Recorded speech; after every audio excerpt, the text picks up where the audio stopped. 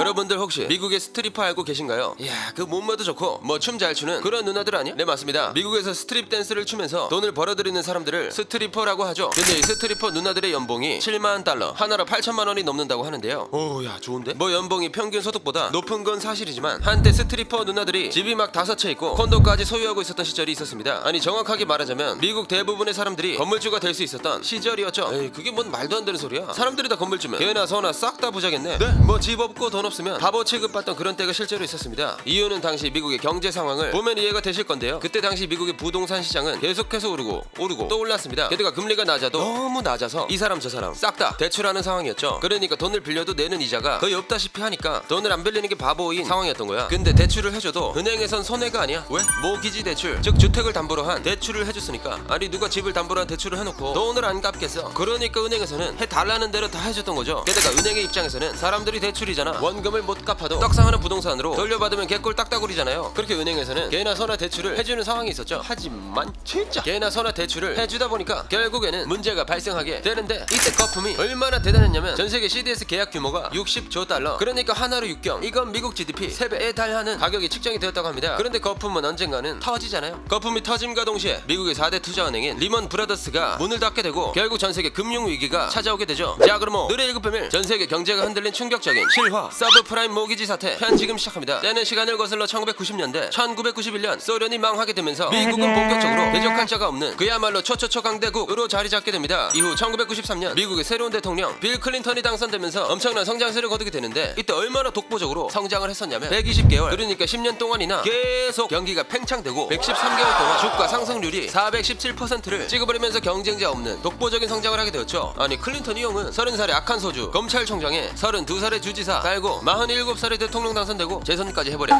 55살 커리어 끝. 이 형이 인생 치트키야 뭐야? 전생에 우주를 구한 거야? 게다가 이때 당시 시기가 시기인지라 미국이 경쟁자도 없이 성장하고 있었던 최고 황금기를 달리고 있을 때 대통령은 한 케이스야. 뭐 가만히 있어도 알아서 경제 성장하고 지지율이 막 올라. 결국 퇴임할 때 지지율이 더 높았던 대통령으로 기억되게 되죠. 클린턴 형이 세운 업적을 좀 살펴보면 이래도 되나? 여러분, 저는 10년 동안 미국 경제를 확장시켜버렸지 뭡니까? 와, 클린턴 형 사랑해요. 이뿐만이 아닙니다. 저는 가구 연소득 4만 달러 돌파, 실직 임금 30여 년간 최대 폭증과 여러분들을 위해 살고 여러분이 있기에 제가 있습니다. 아니, 왜 미국은 2번밖에 대통령이 안 되는 거야? 빌 클린턴을 지지해라. 뭐 지금 말한 거 말고도 좋은 건 그냥 다 있다고 보시면 됩니다. 이렇게 인생을 좀 치트키로 살았던 빌 클린턴 형의 미국은 한마디로 킹 왕짱, 그냥 슈퍼 울트라 킹갓 임페리얼 제너럴 선진국이었다 이 말이지. 이후 이 황금기를 이끌었었던 빌 클린턴 대통령도 퇴임을 해야 하잖아요. 이 클린턴 형이 퇴임하기 직전 하나의 법안을 폐기시킵니다. 바로 글라스 스티걸 법안 폐기. 당시 미국에서는 JP 모건, 즉 미국 종합금융투자은행에서 가지고 있는 돈으로 뭐든 해먹을 수 있는 그런 상황이었습니다. 뭐 사람들이 돈을 맡기면 그 돈으로 자기들이 하고 싶은 주식이나 기업 투자 뭐 이런 걸 그냥 할 수 있었던 때였죠. 아니, 투자에 성공하면 몰라도 만약 망하면 어떻게 되는 건데? 은행의 입장에서는 자기들 돈이 아니라 사람들 돈으로 굴리던 상황이잖아요. 만약 쫄딱 망한다고 해도 그냥 돈 못 준다고 배째면 어떻게 할 수가 없는 겁니다. 그러다 보니 빌 클린턴 미국 대통령은 이런 상황을 방지하고자 이 글라스 스틱을 법안을 폐기시킨 겁니다. 이로 인해 상업은행과 투자은행이 분리가 되게 됩니다. 쉽게 말하자면 이전처럼 사람들의 돈으로 은행에서 뻘짓 못하게 막아버린 거죠. 그리고 이 법안을 통과시키기 위해 엄청난 로비 자금이 움직이기도 했는데, 이때 월가에서 뿌린 돈만 3천억. 미국 역사상 하나의 법안으로 이렇게 많은 로비 자금이 움직인 적이 없다고 하네요. 뭐 법 하나 통과시키려고 20년 전에 3천억이 왔다 갔다 하는 미국인데 어느 누가 미국한테 비빌 수 있겠어? 그렇게 미국은 전세계 G1의 위치를 차지하게 되면서 시간이 흐른 2000년대에도 미국은 전세계 경제를 휘어잡게 됩니다. 이후 새롭게 당선된 조지 부시 미국 대통령. 지금까지 잘 살아왔으니 나도 클린턴처럼 꿀 좀 빨 수 있겠지? 그런데 이 형은 클린턴 형과는 다르게 운도 지지리도 없어. 취임하고 얼마 안 돼서 IT 버블 펑, 그렇게 버블을 뒤처리하는 도중 여러 사건들이 여기서 펑 저기서 펑 하면서 약간 그런 거 있잖아요. 누구랑 여행만 가면 가는 것보다 비가 와. 사람은 좋은데 운이 없어도 너무 없어. 인생 게임. 잠시만, 나 말리지 마. 나 오열 좀. 그러던 어느 날 미국의 연준, 즉 연방준비제도위원회에서 기준금리를 올리는 조치를 하게 됩니다. 아니, 왜냐하면 당시 부동산 가격도 오르고 물가도 같이 올라버리니까 인플레이션이 오기 전에 이 상황을 좀 캄다운 시킬 필요가 있었던 거죠. 그러다 보니 연방준비제도 의장 앨런 그리스펀이 금리를 올리란 조치를 했던 건데 일반적인 경제 상식으로는 기준금리를 올리게 되면 시장금리도 같이 오르는 게 정상이잖아요. 아니 이게 무슨 일이야. 기준금리가 인상되는데도 시장금리, 즉 현실적인 금리는 올라갈 생각을 안 하는 겁니다. 쉽게 말해 중앙은행이 기준금리를 올렸는데도 시장이 아무런 반응이 없다는 상태인 거죠. 이게 바로 그린스펀의 수수께끼. 아니 이게 뭐냐. 기준금리를 몇 번이나 올렸는데 왜 아무런 반응이 없어? 미국 형 나 왜 한 보유액으로 미국 국채 존나게 사들였지 뭐얌. 이게 알고 봤더니 미국이 아무리 기준금리를 상승시키는 정책을 펼쳐도 중국이나 뭐 아시아에서 국채를 무자비하게 많이 사들이니까 시장금리가 올라갈 생각을 안 했던 겁니다. 그러니까 연방준비제도에서 중앙은행 금리를 올리면서 대출금리나 주택담보대출의 금리를 인상시키려고 했으나 중국이 국채를 사들이는 바람에 시장금리는 올라가질 않고 자산 가격만 오르게 되는 상황인 겁니다. 결국 대출금리는 안 오르는데 집값이나 뭐 자산만 계속 오르게 되는 상황이 오게 된 거죠. 이거 그냥 개꿀 아닙니까? 그럼 우리는 무엇을 해야 한다? 은행 가서 대출 받고 집을 사야 한다. 아니 이게 얼마나 좋은 기회입니까? 그러다 보니 당연히 미국에서도 마찬가지로 많은 사람들이 은행으로 달려가기 시작했습니다. 야야 이게 무슨 일이야? 대출 금리는 안 오르는데 집값이 오른다고? 이게 아닌데. 애들아 잠깐만 멈춰봐. 이거 문제야 문제.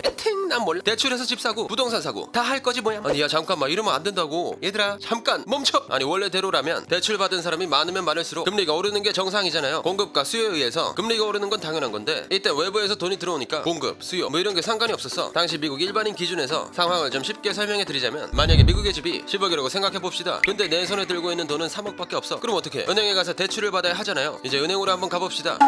안녕하세요. 제가 집을 사려고 했는데 돈이 좀 부족해서요. 돈 빌리러 왔습니다. 어서오세요. 고객님 돈을 빌리러 오셨다고요? 그래서 얼마나 필요하시죠? 제가 사려고 하는 집이 10억인데 7억이 부족하네요. 잠시만요 고객님. 지금 3억의 직장은 있으시네요. 능력이 좀 부족한 것으로 의심이 되지만 그래도 빌려드릴게요. 앞으로 10년 동안 이제 3%로 계속 납부하시고 만약 대출 비용 못 갚게 되시면 고객님이 구매하신 집은 은행의 소유로 전환됩니다. 이게 바로 모기지 대출, 즉 집을 담보로 대출을 하는 방법입니다. 당시 미국 대부분의 시민들은 이런 식으로 내 집 마련을 했었죠. 게다가 이때 대출 비용은 중국이나 뭐 외부에서 들어온 돈이잖아요. 아니 수요와 공급에 관계없이 금리는 계속 낮은데 대출 비용은 계속 생겨. 이때 집을 안 살 이유가 없는 거죠. 실제로 미국 주택가격 지수가 100에서 5년 사이에 200을 뚫어버렸으니 주택담보대출이 흥할 수밖에 없던 상황이었죠. 그렇게 여기저기에서 돈을 싸그리 끌어모은 은행은 이젠 신용불문 그냥 아무에게나 돈을 막 빌려주기 시작합니다. 안녕하세요. 저 집 살라고 돈 좀 빌리러 왔는데요. 어서오세요. 고객님 혹시 이번 대출은 얼마 정도를 생각하고 계신가요? 한 3억만 땡겨주세요. 대출자 명의는 바둑이로 해주시고요. 바둑이요? 누구 이름이죠? 우리 집 강아지 이름이 바둑인데 에이 뭐 그게 뭐가 중요하겠습니까? 뭐 계약서 내용 아시죠? 진행 도와드릴게요. 은행에서는 이렇게 개나 소나 누군지 묻지도 따지지도 않고 대출을 해준 겁니다. 왜? 부동산은 사두면 오르니까 당시 대출을 해주고 담보로 잡은 집 가격이 계속 오르니까 어떤 상황까지 벌어지냐면 뭐 직업을 비하하거나 차별할 생각은 없지만 보편적인 시선에서 바라봤을 때 미국의 스트리퍼 같이 춤추고 노래하는 예쁜 누나들이 막 집이 5채야. 근데 어떤 누나들은 또 콘도까지 있대. 아니 현금으로 거래하면 세금 신고도 안 하는 누나들이 신용이 얼마나 안전하길래 얼마까지 대출을 받아서 건물주가 된 거냐고. 원금의 이자는 갚을 수는 있는 건가? 또 뭐 대출 상품 소개해주고 수수료 받아먹는 사람들이 무슨 보트가 있대? 아니 이렇게 부러울 수가? 그리고 뭐 대출을 할 때 방금 말했듯이 강아지 이름으로 대출을 받기도 하고 심지어 죽은 사람의 이름으로까지 대출이 가능하다고 하니 한마디로 누군지 묻지도 따지지도 않고 대출을 막 해준 겁니다. 결국 부동산이나 주식시장을 지탱하는 뼈대가 부실대출로 다져지게 된 거죠. 그러니까 지금 당시 상황이 친구들이랑 어디 여행 가서 설거지 걸고 젠가를 하는데 친구들이 위쪽은 뺄 생각도 안 하고 아래쪽만 계속 빼는 거야. 그럼 어떻게 돼? 위쪽 젠가는 튼튼하고 무거운데 아래는 계속해서 위태롭게 받들고 있는 거죠. 근데 아무리 막 빌려준다고 해도 사람마다 신용등급이라는 게 있지 않나? 이런 건 아예 상관없는 거야. 이때 당시 미국의 신용등급은 크게 3가지로 나뉘어져 있었는데요. 신용등급이 가장 높은 사람을 프라임이라고 부르고 그 다음으로 중간 신용등급이 알파 A, 신용등급이 가장 낮은 사람들을 서브 프라임이라고 부르는데 뭐 은행 입장에선 이런 거 상관 쓰지 않고 그냥 오는 사람마다 반겨주기 바빴습니다. 아니 뭐 강아지 명의로도 빌려주는데 직업, 자산 같은 신용등급이 뭐가 중요해? 대출하는 사람의 신용등급 상관없이 자산 담보만 올려준다면 땡큐 무시 중원디. 이렇게 정말 개나 소나 다 대출을 받아서 집을 마련하다 보니 결국 부동산에 아주 심각한 거품이 생성되기 시작합니다. 하지만 거품이 생길 대로 생기면서 돈을 쓸어 담고 있는 와중에도 은행 입장에서 봤을 때는 뭔가 조금 아쉬운 부분이 있었는데요. 돈을 빌려주는 것도 빌려주는 건데 부동산이 계속 오르니까 돈독이 올랐는지 부동산 경기가 거품이 껴있는지도 모르고 너무 안전해 보이는 겁니다. 그러니까 주택담보로 대출을 해주면 은행 입장에서도 안전빵이다 이렇게 생각했던 거죠. 그리고 인간의 욕심은 끝이 없다고 하잖아요. 10년 동안 꾸준히 이자나 원금을 받을 수 있지만 이거 가지고는 만족이 안 돼. 은행에서는 좀 큰 한방을 원하는데 깨작깨작 돈 받는 거는 너무 지루하다 이런 거죠. 결국 은행에서는 인생은 한방이다를 시전할 수 있는 아이디어를 떠올리게 됩니다. 바로 모기지 저당증권 즉 MBS. 사람들이 대출을 할 때 채권을 발행하잖아요. 그러니까 돈을 빌릴 때 은행과 일종의 계약을 하면서 문서를 작성하는데 은행은 이 문서를 일단 모으기 시작합니다. 그리고는 이 문서를 가지고 투자자들을 찾아갔죠. 야 내가 지금 대출 해주느라 돈을 다 썼거든. 나 돈 좀 주라. 뭐라고? 너 왜 이렇게 뻔뻔해? 내가 뭘 믿고 너한테 갑자기 돈을 왜 줘 임마. 그럴 줄 알고 내가 담보 가져왔지. 이게 내가 지금까지 빌려줬던 사람들 계약서인데 이거 담보로 맡길게. 돈 좀 줘. 사람들 돈 더 빌려줘야 한다고. 오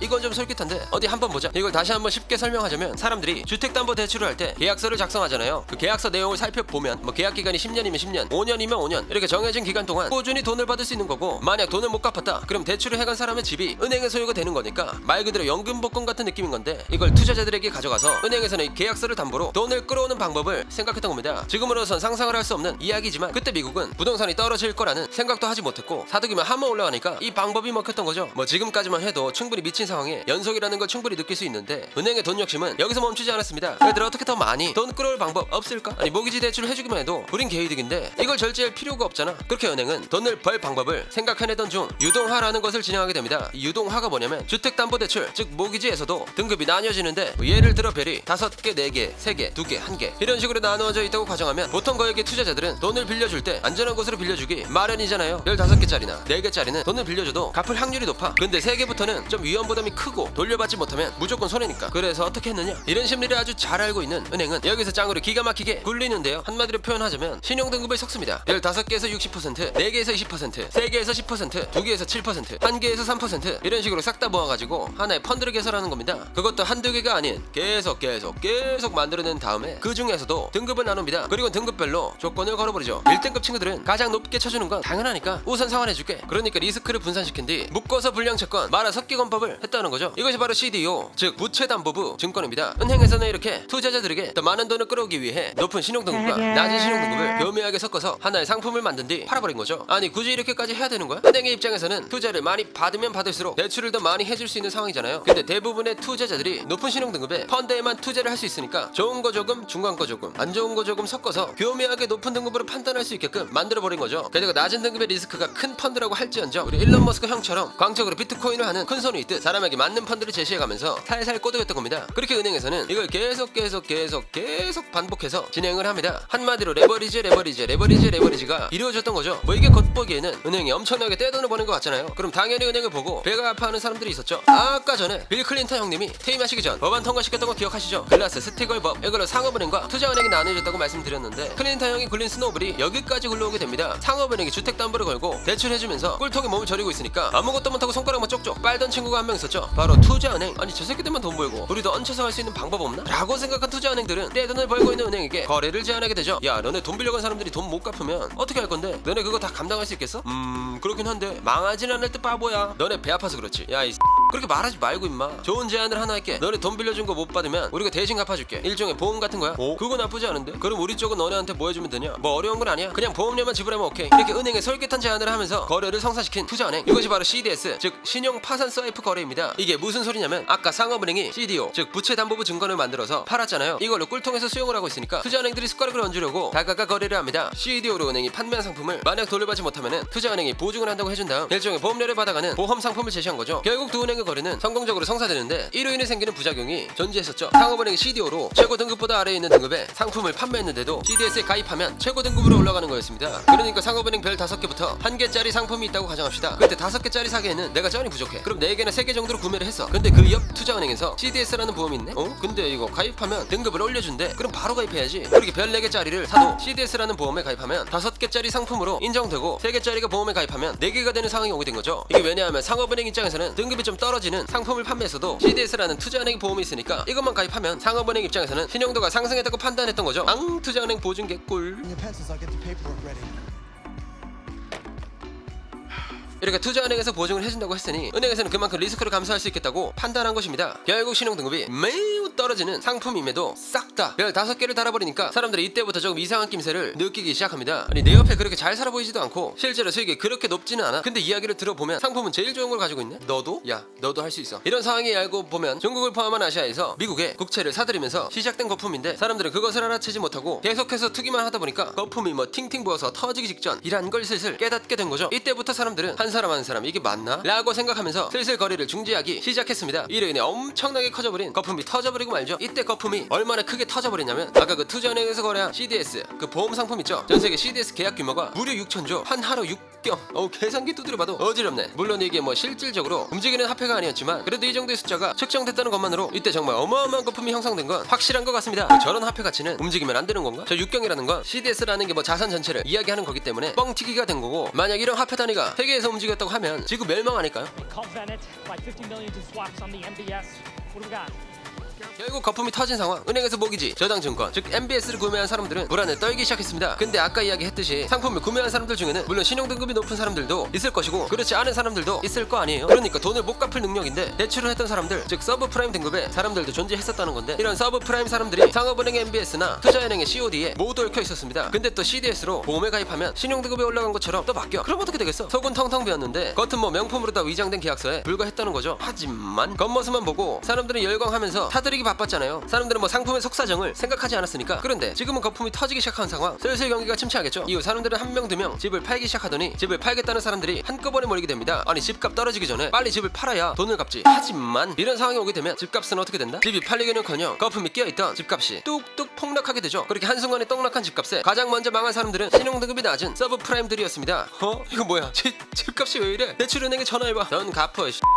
우리 지금 됐어. 이거 어떻게 할 거야? 빨리 돈 가져와. 아니 돈 못 갚으면 주택담보로 잡았으니까 집으로 갚으면 안 될까요? 야 이 개소리야. 너 지금 집값이 얼마인 줄 알아? 똥값 됐잖아. 돈 가져와. 결국 서브프라임 등급의 사람들이 망하기 시작하니까 이 등급에 포함된 상품의 사람들이 점점 망해가면서 미국을 포함한 전 세계 경제가 개박살이 나게 되는 겁니다. 이렇게 모기지로 인해 전 세계 경제가 박살났던 사건, 이 사건이 바로 서브프라임 모기지 사태입니다. 이 서브프라임 모기지 사태가 터진 이후 미국을 포함한 세계 경제 상황은 진짜 심각했었는데요. 먼저 미국의 부동산 가격과 주식시장은 2009년 초까지 30에서 50%까지 거품이 빠지고, 미국의 주가 그래프 다우지수는 이 사태가 터지고 난 다음 36시간 만에 1000포인트 이상이 빠지게 되죠. 게다가 2008년과 2009년 동안 전체 노동인구의 6%가 실업자가 되었는데, 그러니까 이게 미국에서만 800만 명의 노동자들이 실업자가 되었다는 겁니다. 이게 어느 정도 규모냐면 우리나라 수도 서울에 살고 있는 사람들 대부분이 순식간에 실업자가 됐다고 생각하시면 됩니다. 이뿐만이 아니라 이 사태로 인해 전 세계에 있는 은행들이 손실 처리해야 할 자산 규모는 무려 4천억 달러, 한 하루 506조 6천억 원인데다가 통계가 이루어지지 않은 금액을 포함하면 손실 처리를 해야 할 금액은 정말 천문학적인 단위로 올라가게 된 상황이었죠. 결국 이런 돈을 처리할 방법이 없던 은행들은 하나둘씩 파산을 하게 되는데, 이 중에는 실제로 손실이 엄청나게 이루어졌던 미국 4대 투자은행이 있었죠. 바로 리먼 브라더스. 이 리먼 브라더스라는 미국 4대 투자은행이 버티고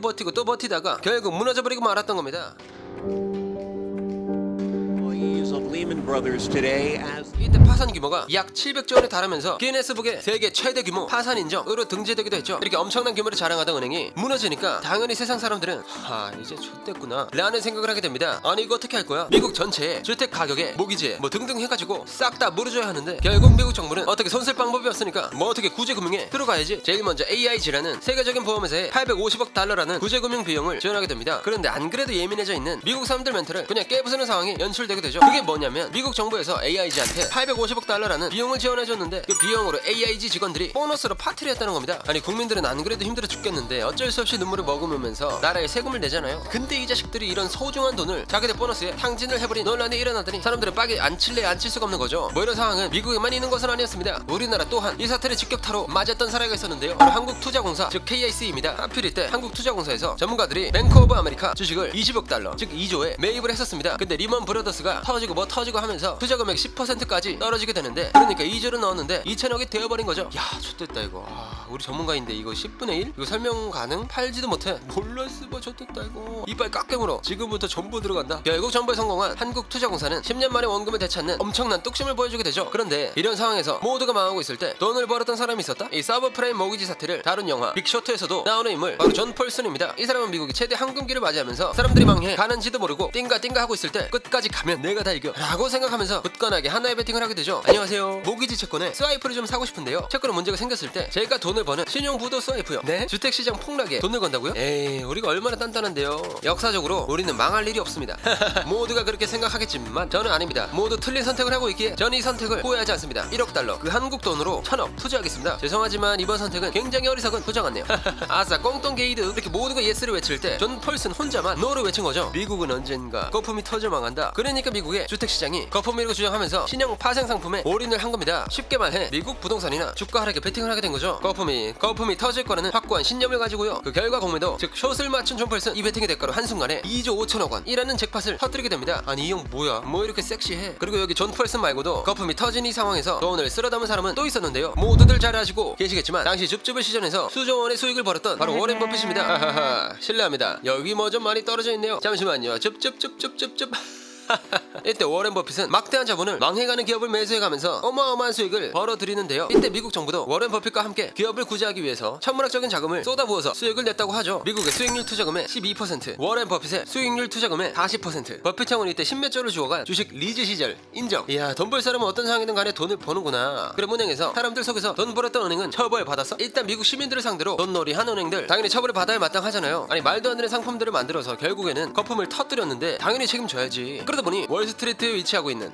아니 사람들을 상대로 돈놀이했던 은행과 뭐 신용등급 매기는 그런 사람들 있죠. 그런 사람들이 책임을 지고 싸그리 깜빵에서 브런치를 먹게 되고, 미국 정부에서는 증권거래위원회에 질서를 바로잡기 위해 개혁을 시켜버리죠. 또 이런 일이 다시는 반복되지 않도록 대형은행이나 이 사건에 연루되어 있는 기업들을 아주 잘게 분해시켜서 이들의 잘못이 되풀이되지 않도록 규제를 시켜버립니다. 하지만 이건 뻥입니다. 방금 말씀드린 것처럼 잘못은 윗사람들이 저질러 놓고 그 똥은 다시 힘없는 국민들이 치우게 되죠. 은행에서 근무하던 우리 대단하신 윗분들은 그동안 삥땅 쳐두었던 돈과 국민의 피와 땀이 묻은 세금을 보너스로 챙기고 정부에서 개혁을 하려고 했지만 이것 또한 거액의 로비를 진행하면서 무산시켜버리죠. 심지어 이 사태가 벌어진 이유를 판을 짜고 상품을 팔아넘긴 윗사람들이 아닌 서브 프라임 등급의 사람들, 그러니까 돈 없고 백 없고 배우지 못한 사람들을 탓하면서 언론을 잠재웁니다. 결국 이 사태로 인해서 감옥에 들어간 사람은 단 한 명뿐이었는데요. 바로 크레딧 스위스의 카림 세라겔딘. 이 사람이 감옥에 간 이유도 참 웃겨요. 모기지 채권, 즉 자기들이 만들어 놓은 주택 청약 상품에 손실이 수십억 달러였는데 그걸 숨겨서 감옥에 들어갑니다. 아니 이건 이때 거의 대부분의 은행들이 숨긴 사실인데 이 사람만 깜빵에 들어갔다니 참 안 들켰으면 이 사람도 감옥 안 갔다는 거 아니야? 야 뭐 이젠 하나도 놀랍지가 않아. 윗사람들이 책임에 피하는 거. 근데 이때 미국이 거의 망해가는 수준으로 빚이 쌓였는데 이거 어떻게 벗어나? 이게 좀 의아해 하실 수 있는 부분인데요. 거품이 커질 대로 커지다가 터진 이 현상을 잡기 위해 돈을 마구잡이로 찍어내서 자극하는 QE, 바로 양적 완화입니다. 그냥 대놓고 돈을 막 찍어내서 시장에 갖다가 뿌립니다. 왜? 금리를 제일 가깝게 떨어뜨려 봐도 소용이 없고 돈을 어정쩡하게 풀어봤자 티도 안 나니까 차라리 그냥 인플레이션을 만들어보자 라는 정책을 펼쳤던 겁니다. 그런데 이 정책으로 인해서 미국은 숨 좀 돌리게 됐어. 근데 이게 버티질 못하고 쓰러지는 국가가 하나씩 등장하게 되죠. 그것은 바로 유럽 국가들이었는데요. 2010년 5월 그리스를 시작으로 같은 해 11월에는 아일랜드, 2011년에는 포르투갈이 망하더니 그리스가 한 번 더 쫄딱 망해버립니다. 이뿐만이 아니라 이때 스페인, 뭐 이탈리아 할 거 없이 손에 손잡고 다 같이 구제 금융을 신청하게 되죠. 이렇게 되면 또 막대한 돈이 필요할 거 아니에요. 아니 나라가 망했는데 어떻게 뭐 사람들 실업 문제도 해결해야 되고 당연히 금융권이나 뭐 여러 기업들 다시 살려내야죠. 그렇게 뭐 유럽 국가 부채 위기를 이겨내자 하면서 사용한 비용이 2008년부터 2012년까지 9,400억 유로, 무려 약 1261조를 사용했다고 합니다.